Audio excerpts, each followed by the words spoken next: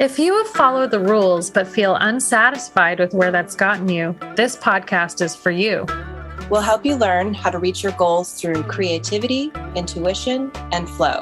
Welcome to the Flow into Authenticity podcast.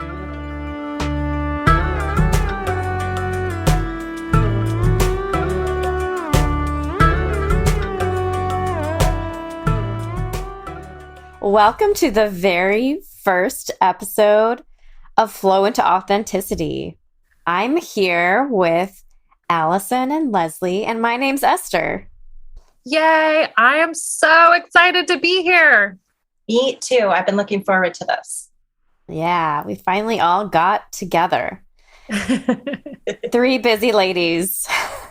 Yes. Very busy, yes. So this is sort of our plan for this very first episode, is to really just explain who we are and why we created Flow into Authenticity. And so let's go ahead and introduce ourselves just briefly, and we'll get into more of our story, and then we'll kind of share why we created this podcast.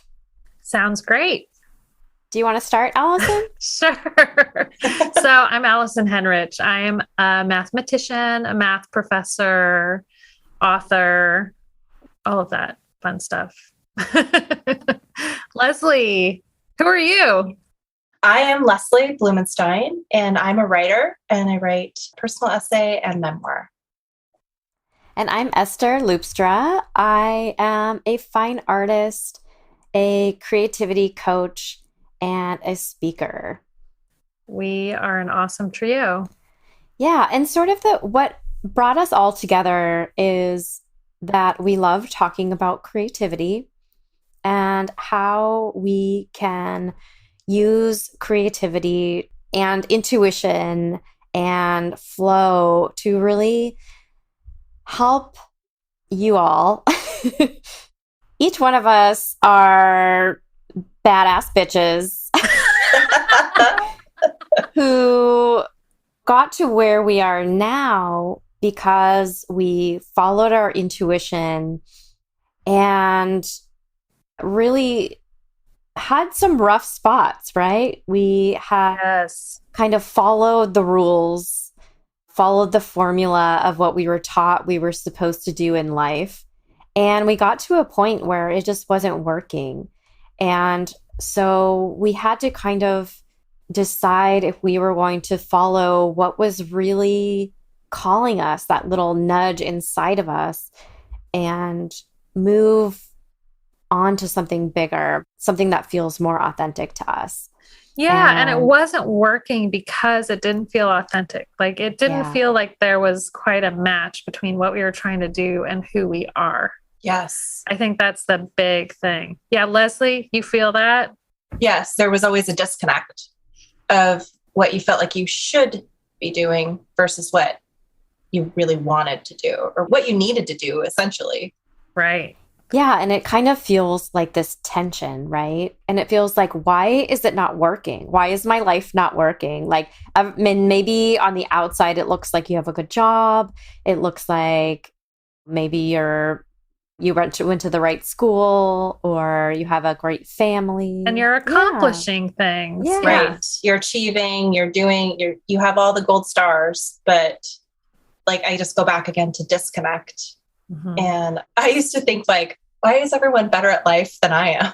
Like, I'm trying so hard, but everyone seems to just be doing it better than I am. Exactly. That you end up going and beating up on yourself. Like, what am I doing wrong? I'm following all the formulas, but I can't seem to make my life into something that I feel satisfied with, that feels really good to me, that feels really natural and authentic. And so I think what we really want to talk about in this very first episode is why we feel really passionate and created this podcast. So we're going to talk a little bit about our stories, and then stay tuned to the end because we're going to give you a little assignment. I call it homework assignments in my YouTube channel. I have a YouTube channel with this same title, Flow into Authenticity. But so stay tuned towards the end. We're going to share our stories, And then we're always going to give you a little bit of help so that you can reach your goals and find out what the next step is for you. Awesome. I kind of want to hear Leslie's story first. Would you be willing to start? Sure. Okay. So I have always loved being creative since I was a little kid. I loved writing stories and drawing and sketching. And then I kind of got to a place, though, that I felt like I didn't have what it took. I didn't think I was good enough. And I also felt like I needed to pursue something more practical. However, in my professional journey, I always ended up landing as the writer in roles that I wasn't hired to be the writer, but I always ended up doing writing for the team or for the project or whatever. And I'd always been looking at writing as how could I make money doing it? And so I turned toward the practical type of writing, like marketing writing, content writing, copywriting, all of these things. Boring writing, which felt boring to me. I mean, for some people, it isn't that it can't be creative. It just didn't speak to the creativity that I wanted to express. Right. And it did feel very boring and formulaic to me. And I wanted to write. So I found myself in some boring writing jobs. I was working at a small startup, and that's actually where I met Esther, which is a really interesting story that I hope that we get into at some point. And then life happened. I got sick and I found myself in a position trying to kind of redecide how I wanted to be in the world. And I was looking at this creative writing class, this memoir class, and something I'd been seeing for many, many years and told myself it was too expensive, it was indulgent, all these things. And I was hemming and hawing. And what I really felt like I should take was this editing class in the same program because it felt more practical and I could translate that into a job. And I was feeling very nervous about bringing it up to my husband. And I was explaining to him the struggle I was having. And he just looked at me and was like, just take the memoir class. The editing class sounds boring. Like it was just what a guy. A matter of fact. Big props to your husband. Yes. That is awesome. And, it changed my life. It totally changed my connection to that part of myself and allowed me to just move forward and doing the kind of writing that I've been wanting to do. And I'm building a community, and I'm so glad to have been able to do that. So it has made a huge difference. That's awesome. In my life. Yeah. That's awesome. Very inspiring. Yeah. I've been honored to be your friend through this whole process and watched you grow so much. And it's just so beautiful. It's part of just what makes me so happy in life is to watch people discover that they don't have to take the practical route. They can follow that little ping inside of themselves that's nudging them, and it will be okay. It will be the safe route, right? It's scary, but it's going to work out. And I feel like life supports us when we do that. Yes. Do you feel that way? Like once you took the step, that sort of the next step appeared and you got this community. Did you feel like that? Yeah, absolutely. I felt very held in that decision, right? Like I kept just feeling more and more comfortable in myself. And then that opens up things. Like you just open up in a different way, which allows you to connect in different ways that you maybe have been blocking before because you've been telling yourself that that's not the practical way, or that's not the way you could do it, or you can't do that. That's not for you, and it is. It's really amazing what happens and how held you can be when you really do just sort of let go and listen to that little nudge. And amazingly, you do your best work when you follow that dream. If you're doing the boring editing job, you're not going to be doing as good of a job as if you're doing something that really inspires you, that really harnesses your creativity. So it's kind of counterintuitive. We think if we go down this path that's more satisfying, we're going to take a hit financially, or there's going to be some other cost to it. But if we trust ourselves to do that, we can feel like our work has meaning. We can feel excited about what we're doing, and that excitement and that meaning can help us do our best work. Yes. And it's a gift to the world, right? I think that's what we've been told is that the only value that we have is in creating this beautiful package that we can sell, right? That we can create as much money as possible in this sort of formula that we've been given, right? And our only value is whatever we can produce that looks like everybody else or whatever it is, right? That other people need. But really, our value is that gift that lies within us, right? Yes. Yes. That's our gift to the world. And so you following that, it's a win for you and it's a win for the world. And I think like that's always just like my message that I want to share with people is like the value lies within yourself in that expression. What it's been about is the value is in the connection, like what you're saying. I mean, that's really what it has brought. It's connection to myself, it's connection to other people, and it's just the authenticity piece, right? That is the connection I think we're all looking for. Yeah. And we just stumble because we're going about it in a way that isn't authentic. Right. I have to say, selfishly, Esther, I'm really glad that you decided to follow your authentic path because I have benefited from it in terms of like my house is full of this gorgeous art that I've acquired from Esther. Just beautiful, beautiful pieces. I just got 2 new pieces yesterday. And I wouldn't have all this beauty in my life if it weren't for you following your path. So I think when you talked about you doing your best, most satisfying work, being a gift to the world, I can see that in a really tangible way in terms of what you've been producing. So Esther, can you tell us about your journey from doing what you thought was going to make you money with your gifts to doing what felt more authentic for you? Yeah, I'd love to. Yeah, so it took me a while as well. You know, Leslie and I, we talked a lot about, you know, having chronic illness, dealing with a lot of shoulds in our life, and having to really overcome a lot of things and not kind of getting to the place where we are till we're a little bit older, right? And so it took me a little bit longer. And I got to art school when I was, I think, 29 or 30. And I had gone through a pretty big upheaval in my own life. And I knew that I wanted to go to art school, but I really felt like I needed stability. And so I kind of went the safe way. And I became a commercial artist, illustrator, and I really loved illustration. But at the same time, it was kind of the safest route in the art world of where I was going. So it was design and illustration. And in that world, you know, I feel like life kind of gives you opportunities in a way. And it's like, are you going to go with kind of your gut or what your intuition is telling you? Or are you going to sort of abandon yourself and take the safe route? And so I found myself abandoning myself over and over again. And what I mean by that is like I took an internship that it felt like, and actually really did like launch my career forward. But, you know, I spent every day in the bathroom crying in this large corporation. And when I went to go really dig down deep and ask myself, is this the right thing that I should be doing next for my career?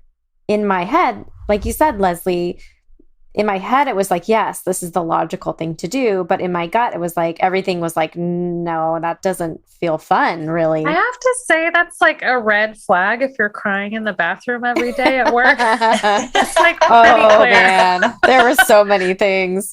But I kept doing this to myself over and over, right? And it's like, I really, honestly, I see this over and over again where life just keeps asking you, okay, are you going to step into what you feel is authentic to you, what your intuition is telling you is right for you, or are you going to settle again and again and again? And I just kept settling, you know, like I would take clients who wouldn't pay me a lot or would treat me badly. So I would be overworked. So I just kept burning myself out over and over and over again.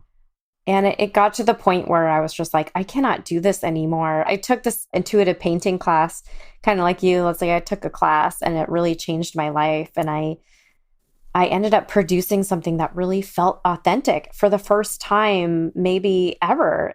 You know, I really loved illustration. It felt really, and I had breakthroughs in my illustration as well, where it felt more like me. But this was something where it felt very authentic. And I was getting closer and closer. You know, I think in your journey, you get closer and closer to where it feels more and more. So you're sort of like uncovering more of yourself. And so I went down this rabbit hole of learning about intuition and how it can help us, and learning about the psychology of flow, the flow state, about neuroscience. And I started teaching this to my students. I started teaching workshops. And so I got really into this sort of thing that I'm teaching now. And so just in the past couple of years, I've transitioned to doing fine art and teaching more, because I was also an educator. Had been teaching in colleges, but now I'm teaching more workshops, speaking, and doing one-on-one coaching with people where I can really help them to uncover sort of the same thing of that we're talking about, like their authentic gifts, their authentic self, and that what they have to share with others. So, and it's funny, we know that at some level, but we don't allow ourselves to focus on that. Right. Well, I think what it is, I mean, we're going to have a whole episode on this, I know, but what it really is our culture. What we've been passed down is what I call this consumer culture, right? It's based on this sort of top-down systems of oppression that tell you that you don't have the right to believe in yourself, to trust yourself. I tell you what to do, right? Our parents, our teachers, our bosses, everybody. It's the master-slave relationship. Right. It's I tell you what to do for, and then you do it for profit. That's it. Right. I think that we're in the process of breaking out of this whole mentality. This whole conversation reminds me so much of the movie Soul, which I have watched probably 100 times because it's one of my daughter's favorite movies. Yeah. My daughter's 20 months old, but she loves this movie. Aww. But that's exactly it. He is being told by everyone that he should be a middle school band teacher. But what he's really passionate about is playing jazz with a jazz band. And yeah, there's this great tension, and it really feels liberating when the character just decides to go for it and really pursue his passion. And I love that there's so many things now, like that movie, that are kind of encouraging. And I'm hoping, you know, I know that this podcast will really help people to have some like real, tangible evidence to start their journey to, because it's scary. And so even us sharing our stories is evidence for you all out there to take that next step. So Allison, why don't you share your story? Because Allison and I will have to, someday we'll share the story of how Allison and I met, but not today. It's so funny. I think I've told it probably 30 or 40 times, but we'll save it for later. So I'm a mathematician. I'm a math professor. I like math, obviously.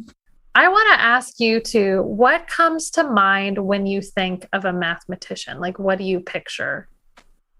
Oh, you mean visually? What does the person look like? A man. Isn't that weird? Like a man in a suit. Is it a white man or is it a black man? A white man. Like that sucks. It's so ingrained. And what does he act like? Is he like really charismatic? Like Bill Nye. Like I'm picturing Bill Nye.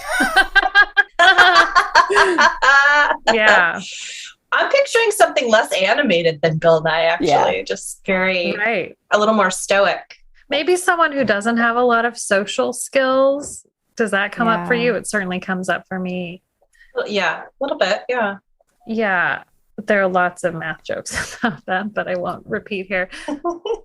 Yeah. So when I think of a mathematician, even being in this culture, what I think of is someone who's like obsessed with math, who like if you give them any puzzle, they're going to think about it for 20 hours. They're not going to have friends who aren't mathematicians. They're not going to have a family. They're not going to have interests outside of math. They're just going to be obsessive, and they're going to think that every kind of math is awesome.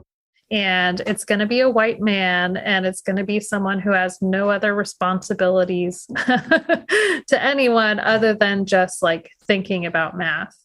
And a lot of the mathematicians I know who are really successful mathematicians are also like pretty oblivious to people and their humanity and their needs as humans. Like I remember walking down the street one day with a very famous mathematician and another mathematician who was using crutches, who had like some problems with his legs.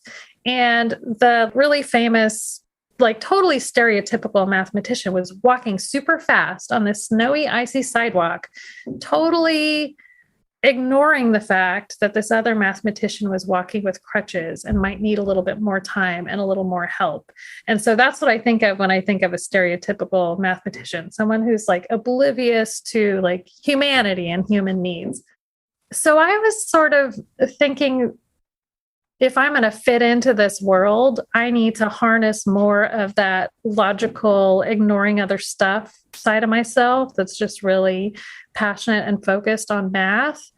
And maybe the fact that I was more focused on connecting with people as humans, maybe that could be a detriment to me being able to really focus on the math. And so that, since I'm really human and people oriented, that was a source of making me feel like I didn't fit into the community.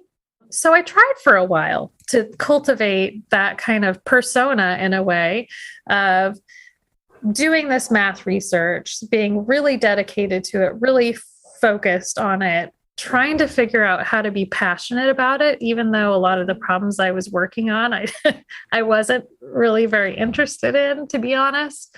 Because I thought that that's how you needed to be successful. Like you really just needed to focus. But that's totally unsatisfying and not sustainable. So at some point, I discovered that instead of doing research with a bunch of fancy mathematicians and feeling terrible about myself all the time, I could do research with students. And the types of problems we would work on were more fun. Like they were way more interesting to me, way more fun to work on. And, working on research inherently involved working with people and mentoring people and connecting with them as humans, caring about their goals and their interests and their emotions and their needs as people. So it was a really cool, eye-opening way for me to connect with both a research world, but also having a human connection. And more recently, I got involved in this project called Living Proof, where mathematicians who are incredibly successful, so someone who won the Fields Medal, which is like the Nobel Peace Prize in math, several people who are presidents of the Mathematical Association of America, people who are hugely successful, told their stories of how they struggled with feeling stupid, feeling inadequate, feeling like they didn't fit in, like they weren't the right type of person to be doing math.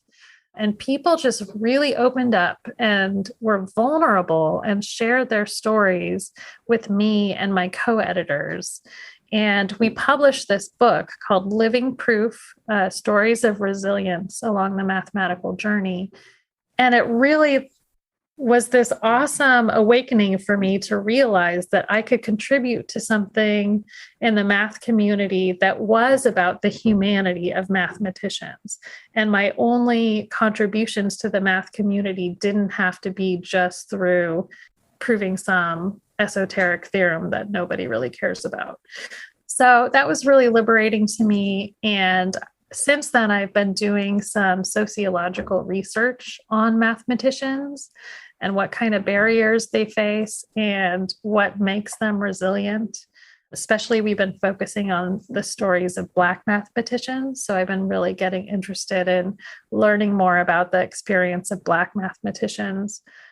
And then also doing some editing and providing more platforms for people to share their stories and share stories of experiencing sexism and racism, and sharing stories from trans mathematicians about how they were treated as male mathematicians versus how they're treated as female presenting mathematicians. So it's just really allowed me to connect with things that I value about myself and things that I find interesting and exciting in mathematics. Anyway, I found the moral of the story is I found an authentic way to be a mathematician, and it's just produced for me a career that I never could have imagined, that I find deeply meaningful and satisfying in a way that, like, if I were just proving theorems that I didn't particularly want to prove all day, I don't think that would be a very satisfying life for me. Yeah, you were telling me about when you were first starting out in your career, and like you were at Oberlin, which is kind of when we met. Yeah. And you kind of had in your mind that you should be doing, the academic career in this like certain way. Oh, right? Yeah. And you were really going down that road. So tell us, like, what happened to kind of like switch you into like, no, actually, this isn't working for me. There's something inside of me that's like calling me to do something else. Like, what was that like? What was that switch like? Just so people can kind of feel like, oh yeah, like maybe they're in the same place of like, well, I got this like dream job, because I think both of us met when we had got like our quote unquote dream job, but it didn't feel like a dream, right? Mm-hmm. In all respects. So at least not mine.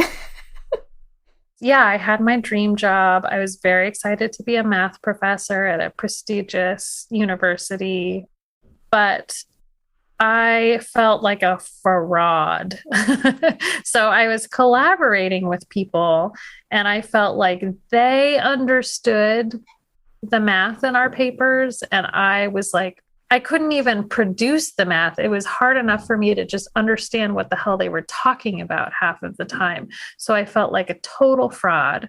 One time I was giving a talk on our joint work, and I realized halfway through the talk that I didn't understand what I was talking about well enough to feel like I could credibly be giving the talk I was giving. And I had a panic attack in the middle of the talk. Like, my lips were sticking to my teeth. My heart was just pounding. My vision started closing up. I felt like I was going to actually fall over and faint.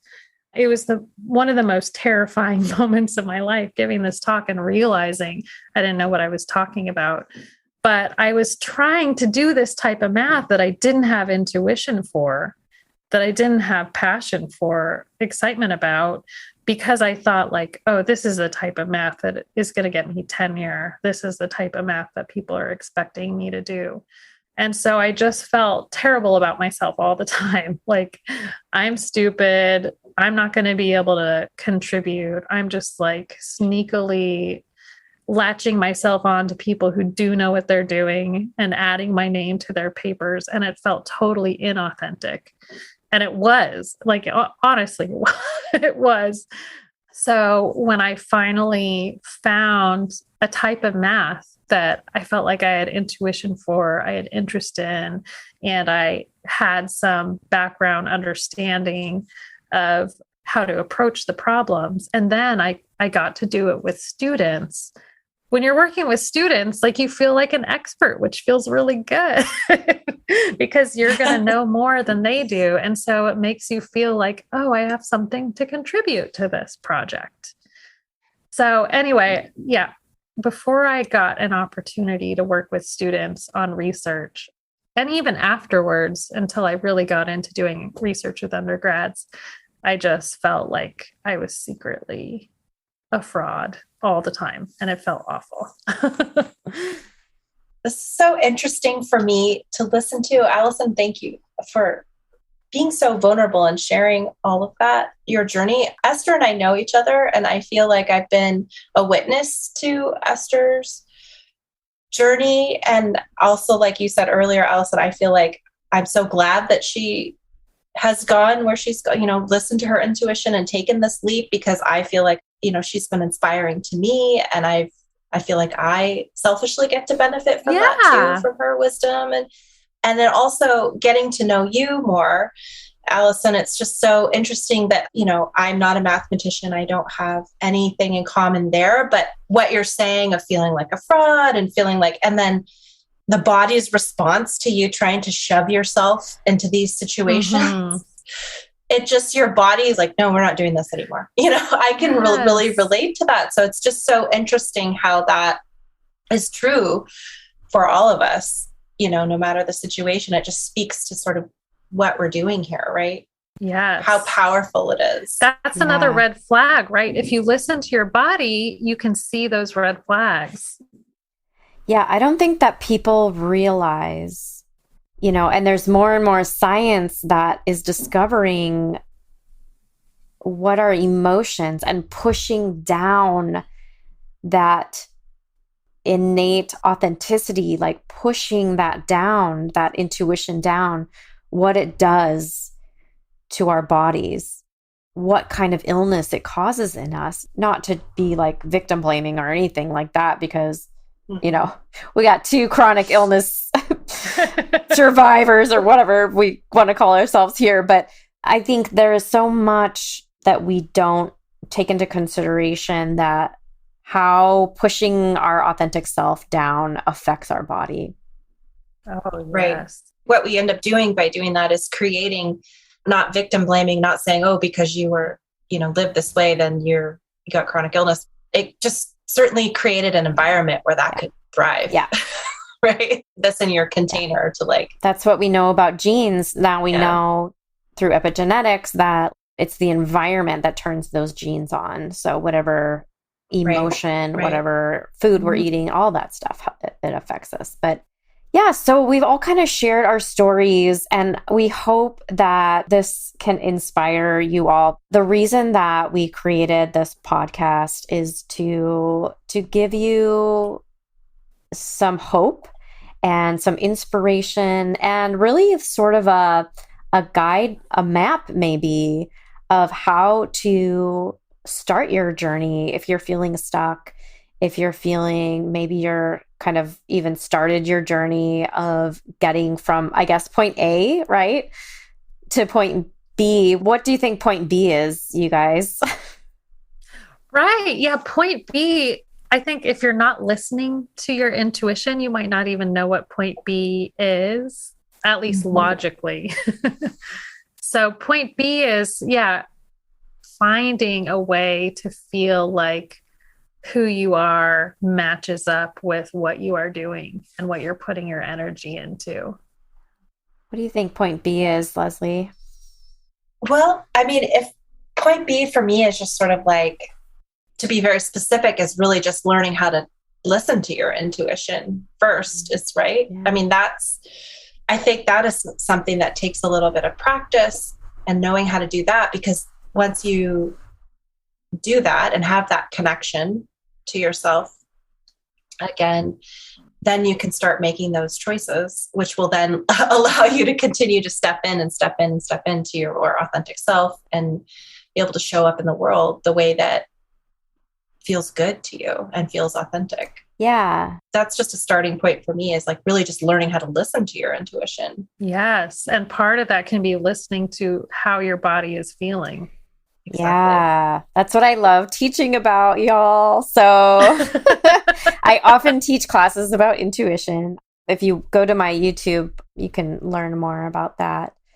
Yeah, so a lot of times when we start on this journey, it's scary and we don't even want to start, because a lot of times we can't see what the point B is, right? We don't have a sort of plan. I like to talk about like how I always just sort of had this feeling, like this sense of like unease, or like this desire to create, but it didn't have words, right? It didn't have a step-by-step plan that it could show me of like that everything's going to be okay, or that like, you know, I had this dream of where I wanted to go. So you might not even have that, right? And that's okay.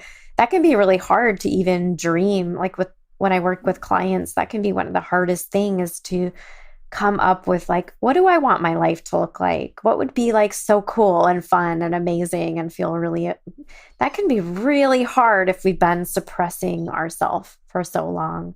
So I think you're right. Both of you, like, we work first on like, how do I hear my intuition, right? How do I listen to my body to hear, and what is my authentic self saying? And so this podcast is really a way for you all to join us and get some inspiration. And we're going to be at the end asking you to do a little bit of just a little practice in your own life. And so we're going to call it the 4%. I think Allison and I talked about this. So do you want to tell our listeners why we're kind of going to call it the 4% challenge? Oh, I feel like you know so much more about this, but this comes from Stephen Kotler, right? Mm-hmm. Because we want to be growing. We don't want to be making 0% change in our lives, especially if we're in a place where we're not totally satisfied with where we are. But if we try and do 100% or 50% and make a radical change all at once, that can be too much of a challenge, right? Be too much of a push. And if that's our goal, it might be hard to even get started. If your goal is to tomorrow make 100% change, then you might not know what the first step is. So 4% feels like a really manageable goal. Like, okay, I know I want to head in this direction. Maybe there's a bigger goal on the other end of this path that I'm on, but what can I do now to make progress towards that path where I'm not stagnant and stuck, but I'm not giving myself an unachievable challenge? So the 4% idea is, what can we do now as our next step to move in the right direction? Did I kind of capture that? Esther, correct anything that I missaid? Yeah, so the 4% comes, and some people say 5%, but Stephen Kotler, who's kind of the top flow researcher right now, he talks about one of the triggers to get into flow is having a skills challenge ratio. So challenging yourself. So you have the skills that you have, and then challenging yourself, just that 4%, right? Just that small percent. So what is going to be our 4% challenge for today for our listeners? Yeah, so I think the 4% challenge is to start by identifying, where do you feel stuck? Are you crying in the bathroom every day? Are you noticing that your heart rate is going up when you engage in a certain activity in a bad way? Are you blacking out? Yeah. Are you passing out in a meeting? Are you noticing that you really get excited when you engage with certain types of people or certain types of ideas? And are you noticing that when you engage with certain other types of people and certain other kinds of tasks, you have kind of an aversion, like a physiological aversion or a psychological aversion? So just kind of identifying where you feel stuck, and maybe also noticing what brings you joy, what brings you excitement. Just noticing. Yes, that's such a powerful thing that I think we forget. Just noticing. You don't have to do anything. Just notice. Mm-hmm. Just be still for a minute and notice, or tune into it. I love that. Yeah. That could involve like breathing and quieting your mind so that you can think about your body. We ignore our bodies so much. Well, we're trained to push through. Yeah. Right? Just get through it. It's okay. Yeah. You just got to get through it. Oh, you guys know, you all know I could go off on a tangent right there. But I will contain myself for now. Yeah, Esther meditates every morning, and it's really inspiring. Well, I mean, the science behind getting into those brainwave states is where we get all of our best ideas. So I'll just say that. But yeah, so do we want to kind of wrap this up from there? And maybe we all can share if we have something exciting that we want our listeners to explore. Yeah, well, one thing I want to make sure we mention is that if you're enjoying listening to this podcast, please like us, please subscribe, please check out Flow Into Authenticity on YouTube. Esther, I know that you have some specific things you can plug, especially with social media. Yeah, my Instagram is where I spend most of my time. So that's Esther Loopstra Art is my Instagram. And then, yeah, I would say my website is flowintoauthenticity.com. And then my YouTube is Esther Loopstra. Maybe someday I'll change that to Flow Into Authenticity too. But yeah, so I would definitely check out the YouTube as well because I'm doing weekly videos there. So it's just Esther Loopstra. Leslie, do you have anything you want to plug or mention? I don't necessarily have anything that I want to plug. I just want to mention, along with that idea of noticing where you're feeling stuck, where you're feeling excitement, is there a word or a phrase that also keeps coming up for you that kind of just whispers in the back of your mind? You know, for me, that was writing, right? And I had to really tune into that. So it just notice if there's something that kind of keeps popping up for you. I love that. Yes, I have that as a prompt as well. It's like, is there something that your intuition's been asking you to do that you've been pushing down because it doesn't make sense or it's not logical? Yeah. Yeah. Mm-hmm. Yeah. It's not logical. It's indulgent or it's not important or practical or whatever. Or selfish. Yeah. Selfish. Right. We often feel selfish for doing things like that, especially if we have families. But honestly, people want to be around people who are happy. Yeah. So it's not selfish to take steps to make yourself more happier. Absolutely. Yeah. You will be surprised your life shift when you take care of yourself first. Yep. Great. Hey, I think that's a wrap. All right. Well, thanks everybody for joining us on this first episode, and we will see you next time. Next time. All right. Flow Into Authenticity is hosted by Esther Loopstra, Leslie Blumenstein, and me, Allison Henrich. Our original theme music is by James Wetzel. Podcast editing is by Dave Visaya. Don't forget to subscribe, like, and share Flow Into Authenticity from your favorite podcast app.